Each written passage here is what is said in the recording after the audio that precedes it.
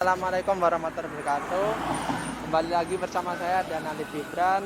Di sini saya sudah menemui Ibu Sus sebagai pemilik warung kopi dan warung nasi. Mungkin bisa perkenalan, Bu? Pakai ini, Bu. Nama saya Suhomla. Alamat Armada Gang Loro. Udah.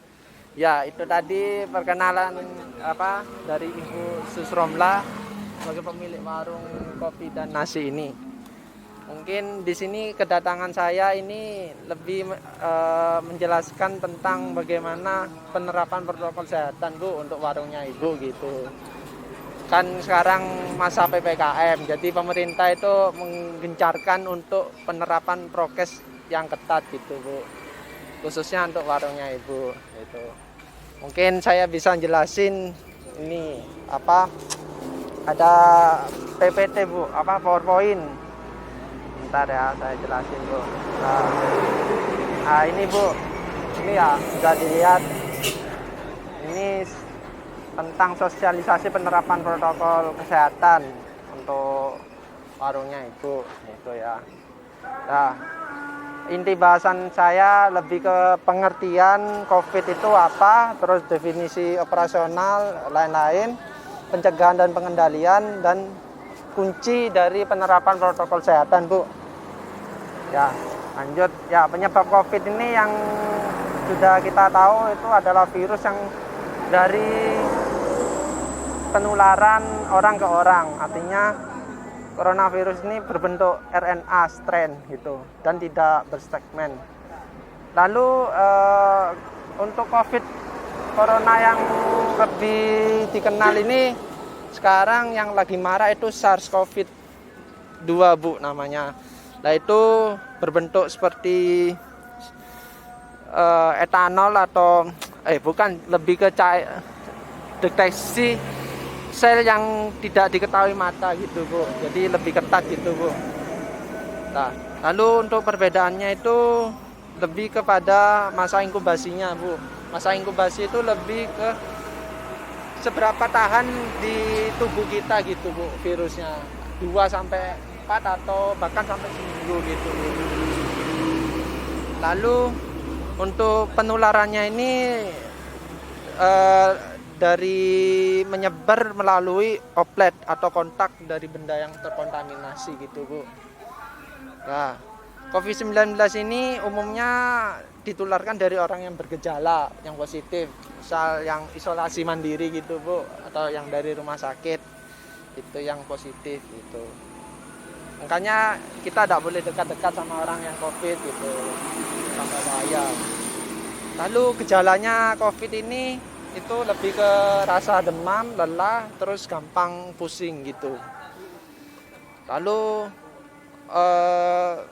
lanjut untuk kebanyakan kasus yang sekarang ini lebih ke orang yang berumur 40 sampai 60 ke atas gitu, Bu. Karena orang sekarang yang muda juga kena, namun yang banyak yang meninggal justru yang umur 40-an ke atas gitu, Bu, sekarang. Ya bisa dilanjutkan, Bu, ini enggak apa-apa. Nah, terus solusi mencegah COVID ini adalah yang pertama menerapkan protokol kesehatan. Nah, di sini saya dari UNED itu dipesan sama dosen saya untuk menerapkan protokol kesehatan bagi siapapun gitu, terutama untuk sasaran mitra saya gitu, Bu. Nah, ini, Bu, ada pesan yang disampaikan. Yang pertama yaitu selalu mencuci tangan dengan sabun atau hand sanitizer gitu. Saya bawa, Bu. Ini, Bu. Nah, ini, Bu. Ini namanya hand sanitizer ini, Bu. Nah, ini. Oke ya. Nah, lalu terus menutup mulut dan hidung kita. Nah, benar pakai masker ini, Bu. Kita. Kalau bisa double gitu. Tapi kalau misalkan berkerumun itu alangkah lebih baiknya 2. Kalau misalkan sendiri tak apa-apa 1. Lalu jarak kita juga harus lebih dari 1 meter gitu, Bu, jarak antar orang gitu, biar tidak terkena. maksudnya apa ya? Ya melakukan kebersihan tiap hari itu sih yang penting itu, dan juga jangan lupa makan yang sehat gitu ya. Lalu untuk ini pemberdayaan masyarakat. Nah, di sini kita harus bisa menganalisis persepsi antara formal dan informal. Artinya ketika kita mengetahui orang yang ada terkena COVID, maka kita harus cepat lapor. Sedangkan kalau informalnya lebih kepada misal ada orang yang bergejala demam, maka kita harus cepat menghindar orang tersebut, Bu, gitu. Gitu. Terus kalau bisa ditegakkan lebih gitu. Tapi paling tidak itu pakai masker lah gitu, dan juga cuci tangan udah itu. Karena kita tidak tahu COVID seperti apa gitu kenanya. Lalu ini adalah gerakan masyarakat dari Germas Dinas Kesehatan gitu. Khususnya di Kabupaten Kota Probolinggo maksudnya. Selalu ini, Bu, ini selalu menerapkan cuci tangan pakai sabun atau bisa pakai hand sanitizer ini, lalu memakai masker dan jaga jarak minimal 1 meter gitu. Lalu ini referensinya, terima kasih.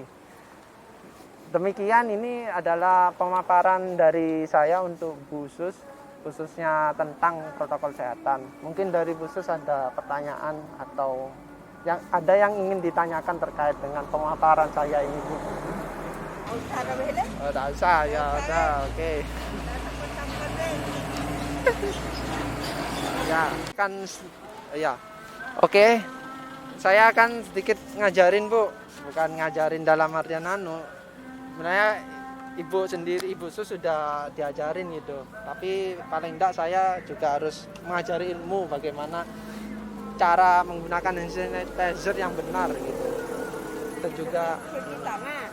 ya, cuci tangan. Cuci tangan, bentar, Bu. Ini, Bu. Bentar.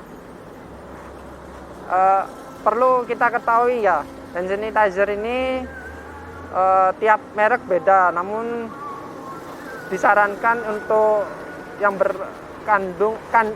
yang memiliki kandungan etanol 70% gitu, atau alkohol 90%. Itu cukup efektif membunuh kuman, Bu, gitu, Bu. Jadi ini mohon maaf, ini ada sponsor, tapi tidak apa-apa untuk pendidikan lah.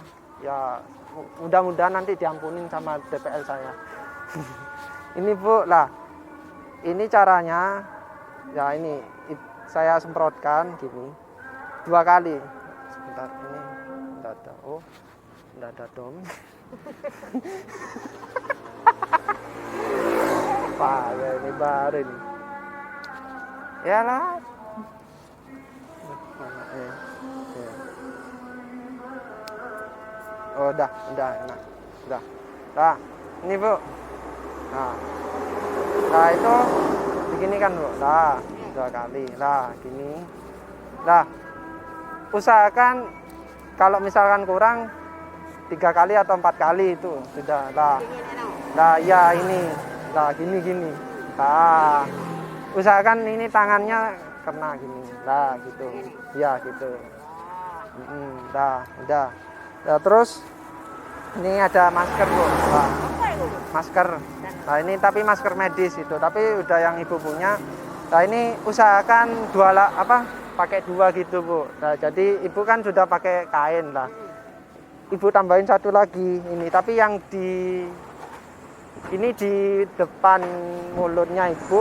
Nah, terus dilapisi sama kainnya Ibu gitu. Ya, ini. Kain ini gobong ini. Ya, kain di luarnya itu. Ya, itu yang anjuran pemerintah, Bu, yang 2 lapis sekarang itu. Itu, Bu. Nah, ini. Nah, coba.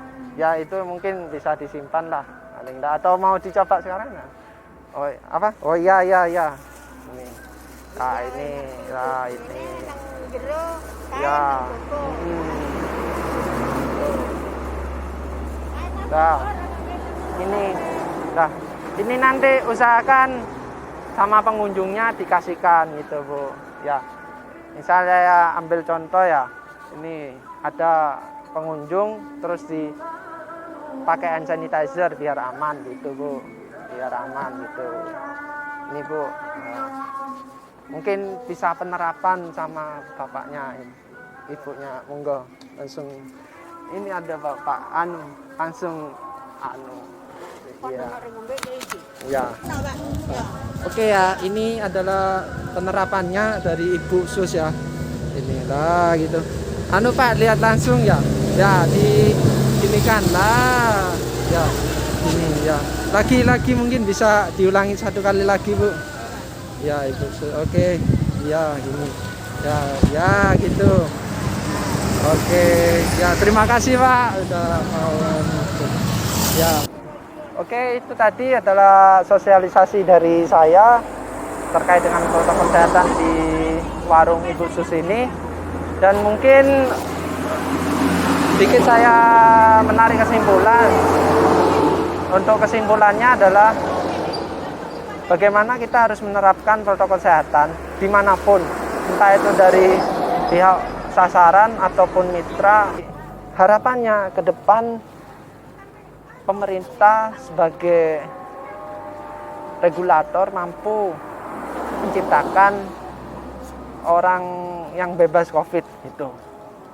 Ya mungkin Ibu Sus ada pesan yang mau disampaikan? Tidak ada. Ya mungkin itu saja pemaparan dari saya. Terima kasih. Wassalamualaikum warahmatullahi wabarakatuh.